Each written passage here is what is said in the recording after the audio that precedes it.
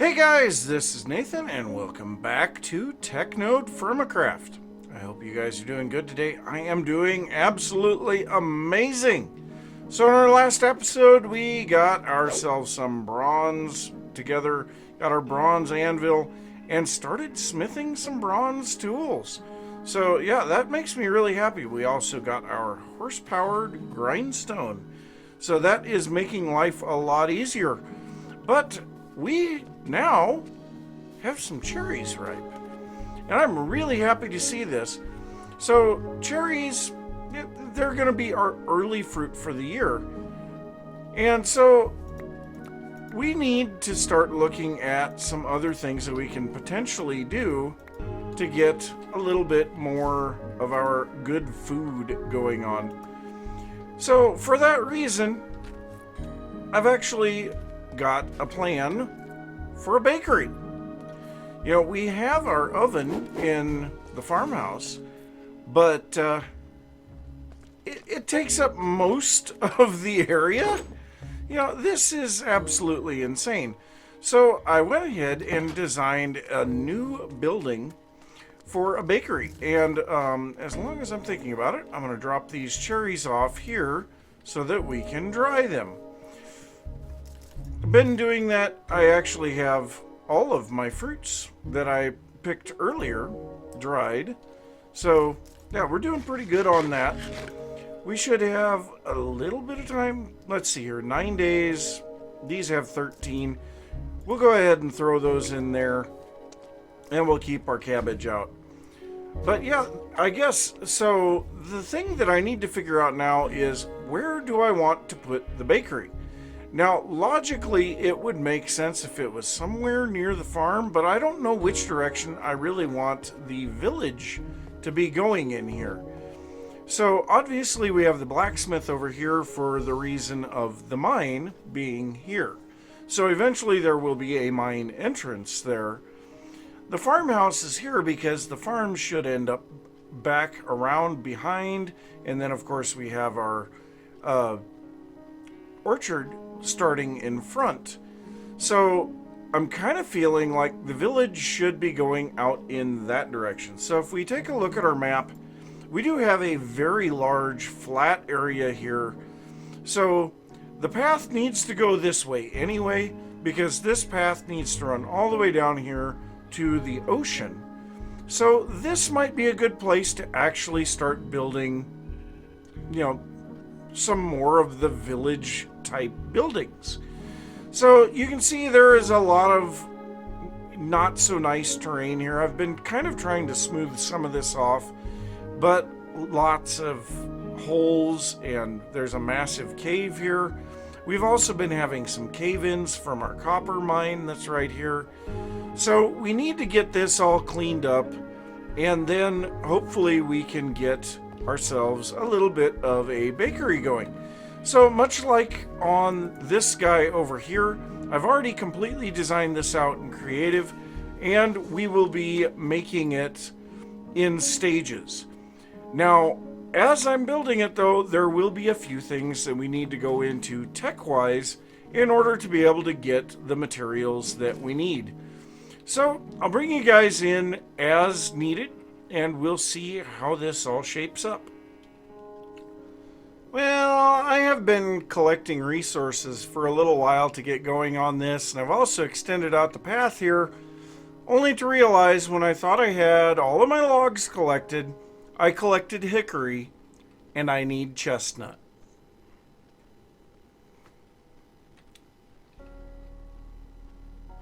I guess I get to go out and get some more, don't I? So, progress has been made here on our bakery.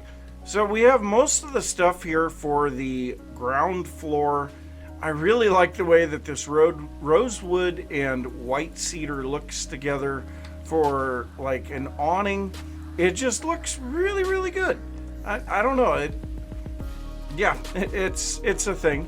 Now inside, all of the decorations are going to be rosewood, but we are using chestnut for the main portions of the floors and a little bit of maple for accents. Now also here we have some rosewood trap doors that the ones on the bottom are just there for show, but these are holding up the aggregate above them. And so that is really good because then we can get to our ovens. Now, right now, I'm only putting 3 ovens in here, but I think that should be enough. But what I have done is put some brick stairs underneath and then a little bit up above just to give this a little bit better shape. And then the chimney is going up. Now, I'm not going to fire this until we have the entire chimney. I have 4 more chimney blocks, and it may take a few more than that because they have to get up above the roof. Now, of course, our windows are left open because we don't have glass yet, and this is going to be our access to the second floor. The second floor, though, that's the thing. So the next thing that we need is concrete powder. So we have the aggregate already, but we need to be able to get some white concrete powder. Now, to get white concrete powder, if I get the right recipe here, we need white dye in a barrel. I believe there may be some other ways to get it, but I'm going to go with this route. And so what we're going to do, we can put white dye with aggregate, I believe, and lye will turn it back into aggregate. But I think that we can use aggregate for that, and it will actually make the concrete powder, the white concrete powder.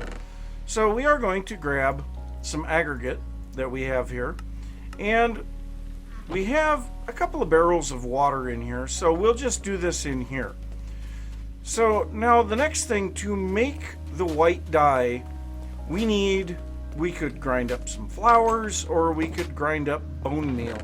Well, or grind up bones to make bone meal. Well, we have plenty of bones that we've been getting from animals when we kill them. And in the grindstone, we can get 5 bone meal per bone. And this bone meal then we put into a barrel. Oh, this takes hot spring water. Dang it! So yes, we are going to have to get hot spring water instead of regular water. There seems to be a lot of uses for this hot spring water. But yes, we can also get white dye, so we could potentially get this. I think we can get this, from various different types of flowers, Spanish moss. There's more than a few of them that doesn't give nearly as much. And we have all of these bones, and I don't know what the heck we're going to do with them anyway. So I'm going to set these guys into our grindstone over here, and then I'll go and get a barrel of hot spring water, and I'll see you guys back here. So I thought that we can craft our white concrete powder directly, but you know what? This is a little more interesting. So we have a barrel full of hot spring water. If we look at how much we need here, so we need 1 bucket for each bone meal to make 1,000 millibuckets of white dye. So we only need 10 of these to turn this into white dye. Now, how long did that say that was going to take? 1 hour. So that's not bad at all. And then after that, we can add our aggregate into this, and I'm curious to see then how much does it take. So it takes 125 millibuckets. So it's the same ratio. I was kind of hoping it would be a little bit better, but it is 8 concrete dye per bone meal. So it is a little bit of extra work, but I still think that it's kind of a neat little mechanic. We will do it this time. We probably won't do it anymore in the future. But thank God it has stopped raining. It is raining so much on here, it's not even funny. But you can see a lot of the garden is ripe, and that is going to be something that we're going to be looking into very soon. And I did find this out. So storing grain can be a bit of a pain, but we can place grain down on the ground, and it makes it last for a very long time. 347 days on these oat grain piles. Now, to do this, we just shift right click on the ground with the grain, and it will place it down, and then shift left click on the pile to pick the grain back up. It stores 16 per block, but I think that is a really neat way to do it. And we will probably be building ourselves some type of a grain silo to handle all of this grain, because we are going to have a lot of grain here. And also, like I have said before, running the raw grain through the horsepower grindstone gives us 2 bits of grain for each stalk that we harvest. And then we can do that again, run the grain through the grindstone, and it will give us 2 pieces of flour for each one. So that is pretty nice if you ask me.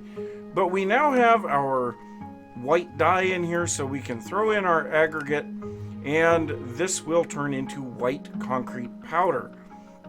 So I'm not sure why it's not showing those recipes here, but if we look at the uses here, so this will take 1 hour for white wool, concrete aggregate, 1 hour. So yeah, once I get that white concrete is going to be used for the upper floor. And this is going to be kind of an interesting roof line. When we come up out of the ground floor here, we will come into a space that will be very narrow, roof right above our head, and it's just going to lead up to the second floor doorway. And that's because we're going to have a higher ceiling above this bakery area than in the entrance over here. And I think that's kind of a neat little look. But I do still have a lot of stuff to do here, like with these blackwood fences. I've got to start putting in the roof areas and things like that. And of course, our white concrete powder, we're going to be placing that up here and making this all look nice. So yeah, white concrete powder. So I will see you guys when I've got a bit more stuff done. So there is our completed bakery, at least the outside shell of it. There's going to be a lot of stuff to do as far as decorations on the inside, and we need to cure our oven. Now I think the chimney might be a little too tall. Once it's cured though, we can break the excess chimney off and potentially get a little bit of bricks out of it. Now one thing about this is we can cure this with only 2 pieces of fire or fuel, I think. Or maybe we're going to need more. Let's go ahead and grab some more just in case. But let's light this and just see. Yeah, these are not going. So maybe we can place something else in here. Oh, we're going to need grass. And by the way, I got a wrought iron knife off of a zombie. Oh, come on. Give me a grass. There we go. So we'll just put grass in the fronts of these. For curing, I guess we still need all ovens burning. But when we're baking bread, we only need to fuel one of the ovens, preferably the one in the middle. But it will supply heat for the ones adjacent to it, so we can use 1 bit of fuel and it will heat all 3 ovens. But also, we do get smoke particles out of this, but it looks like they're coming out midway up. Yeah, they're coming out at the top of 3 chimney blocks.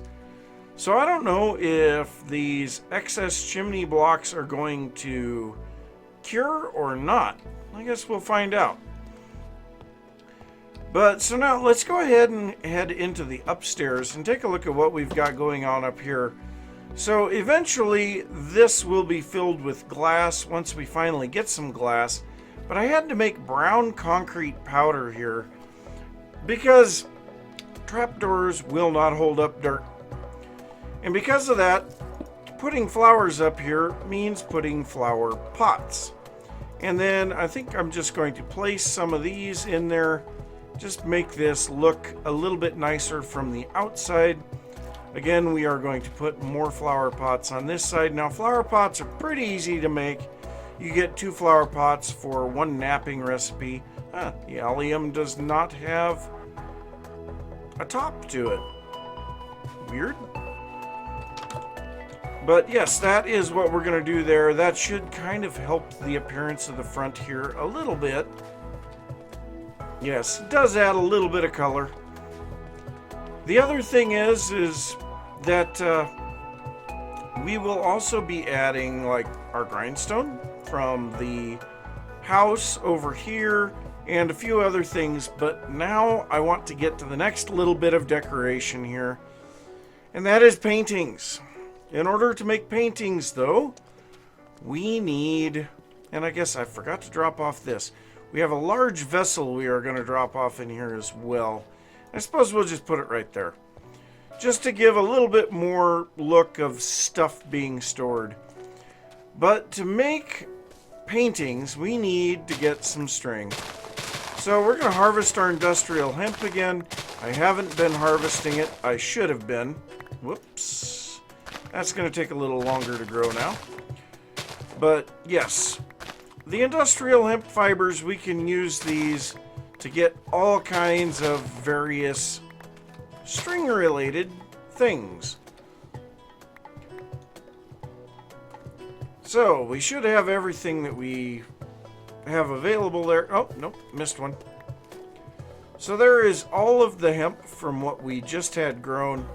And we have a whole bunch up in the upstairs of our base. So let's go up here, grab that, and then we will take a look at what we need to do for the rest of this stuff.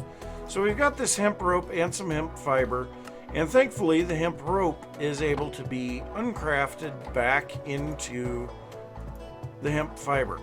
So that's very helpful, saves a lot of storage space.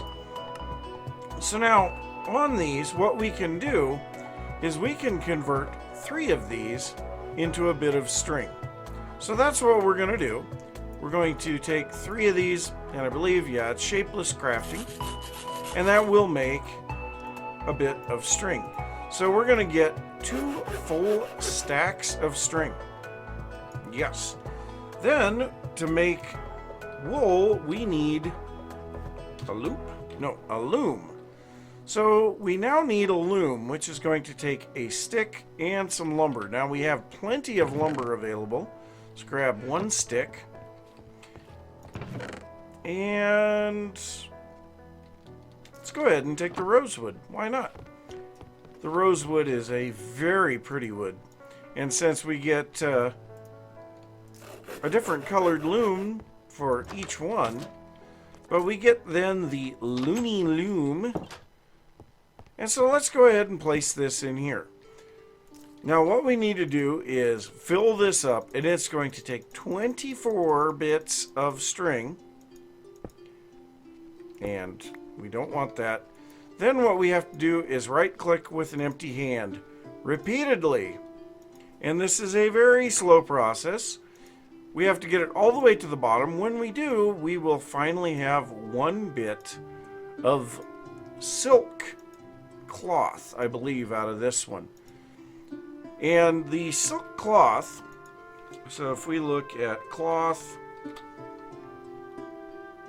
the silk cloth, it actually takes 48 strings on a power loom, but it does make 4 silk cloth there. So on our regular loom, we get 24 string turns into 1 of these, and then we can make a painting out of that. We can also make a bed, and that is pretty nifty. Now what is this? Cheesecloth. Okay, we will have to be getting into that, but we have various different cheesecloth things here.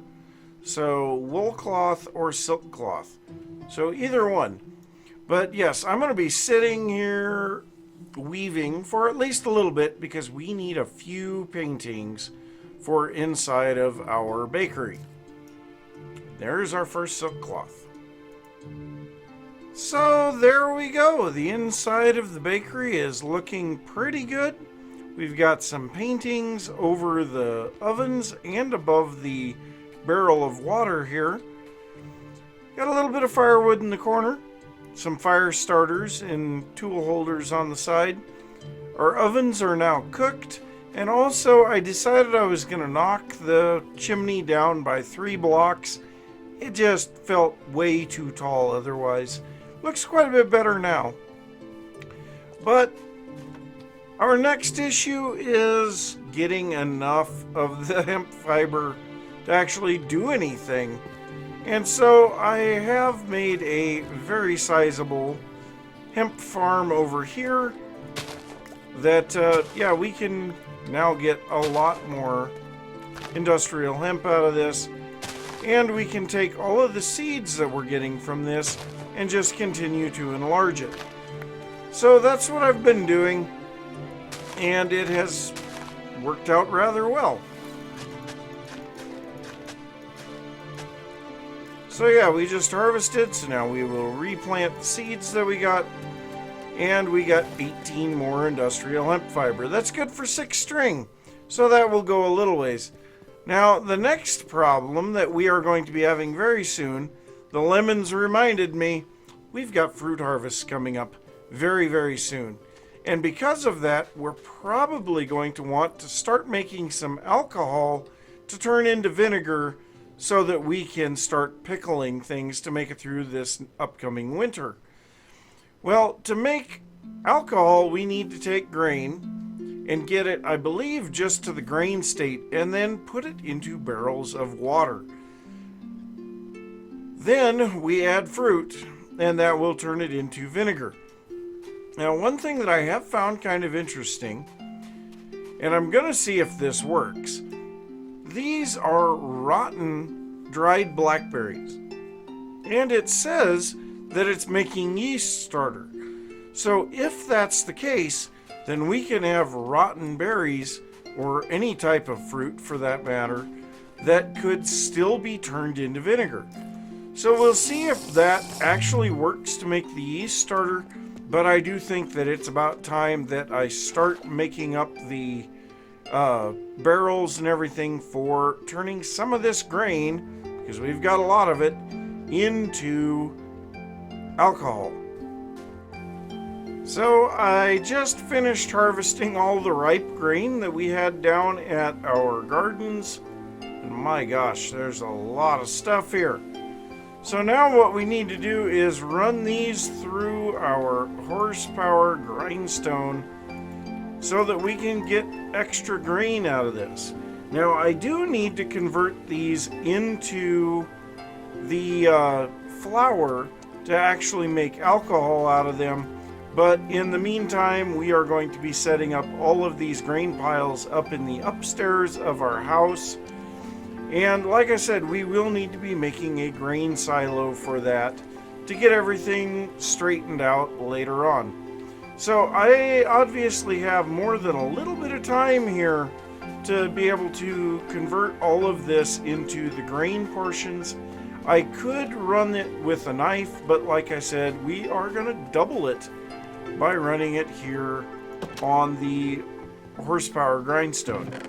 So yeah, I think we'll be doing that, and we'll see how much of this. I think we'll probably end up completely filling this room. So we'll see how much we get in here. So we have 10 buckets of fresh water in this barrel. We have 20 cornmeal flour.